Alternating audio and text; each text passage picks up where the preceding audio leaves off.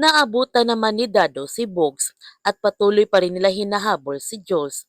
Naabutan na sana si Jules na kasamahan ni Dado, ngunit iniligtas ni Quatro si Jules at dinala niya ito sa ligtas na lugar. Sa paggising ni Liam, humihingi siya ng tawad sa kanyang ina dahil nabigo siya nito na humingi ng tulong sa mga pulis at humihingi din siya ng sorry sa kanyang ama na wala siyang nagawa nung binugbog ang kanyang ama kanina.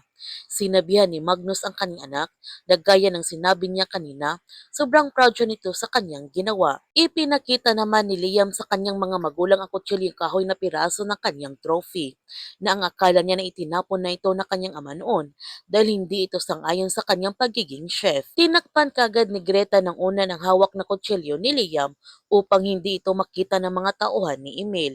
Sinabihan ni Liam ang kanyang mga magulang na kailangan nila makatakas at hindi niya pababayaan silang dalawa. Binigyan naman ni Mang Ben silang lahat ng mga baril para maproteksyonan ang kanilang mga sarili.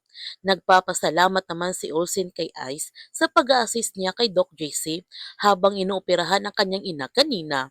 Ang akala niya na influential lang siya. Ang sabi ni Ice na nilalang niya ang kanyang pagiging influencer. Ang sabi ni Olsen nang ibig niyang sabihin, nagne-nurse pa rin pala siya. Ang sabi ni Ice, yun ang gusto na kanyang ina. Nagtanong si Olsen kay Ice na parang hindi niya gusto. Ang sagot ni Ice, syempre hindi. Pasaway kasi siya. Pero pinapangako niya sa kanyang sarili kung makalabas man siya sa islang ito, lahat ng gusto na kanyang ina ay gagawin niya. Habang sina Magnus ginagamit naman nila ang kutsilyong kahoy para mabuksan nila ang nakadikit na painting sa dingding dahil may kukunin sila na mahalagang bagay upang magamit nila sa kanilang pagtakas. Samantala, buhay pa pala ang sniper ni Emil, ngunit naghihingalo na ito, kaya pinapahanap na ni Emil si Doc JC para gumutin ang kanyang tauhan. Sinabi naman ng sniper na si Ulsin ang gumawa sa kanya, at malakas din ang hinala ni Dado na si Ulsin din ang sumira sa CCTV.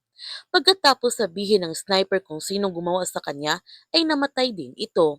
Kaya inis na nga si Emil kay Olsin. Naalala naman ni Emil kung paano minamaltrato ni Magnus ang kanyang anak noon.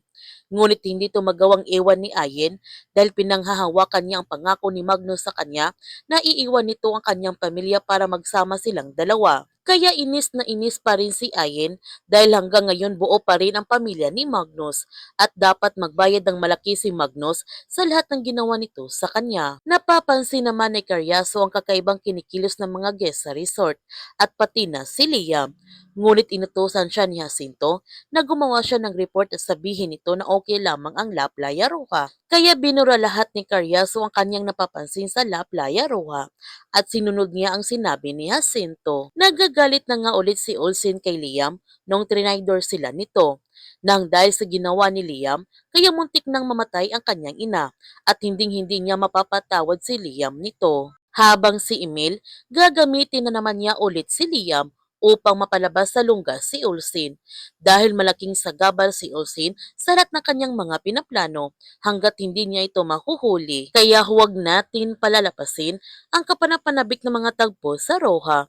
Kung bago ka pa channel ko, don't forget to like, subscribe, and click notification bell para palagi kang updated sa mga videos in-upload ko. Thank you for watching and God bless to everyone!